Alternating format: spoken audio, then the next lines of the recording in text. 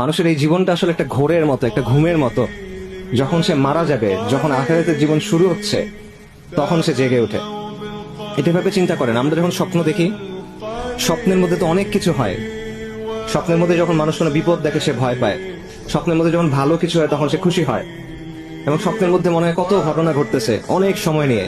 কিন্তু যখন আপনি ঘুম থেকে উঠেন, তখন দেখবেন স্বপ্নের কথা আর মনে থাকে না, আচ্ছা আচ্ছা অল্প কিছু মনে থাকে, এবং মনে হয় এটা তো অল্প একটা সময় ছিল। তো এই দুনিয়ার জীবনটা এরকম, আপনি ঘুমায় আছেন, মৃত্যুর পর আপনি উঠবেন। যেটাকে আজকে আমার কাছে সবচেয়ে গুরুত্বপূর্ণ মনে হচ্ছে, কবরের জীবনের সময় মনে হবে যেটা কিছু ছিল না। বিচারের দিবসে বিচার শুরু হওয়ার আগে আপনার কাছে মনে হবে এটা কিছু ছিল না।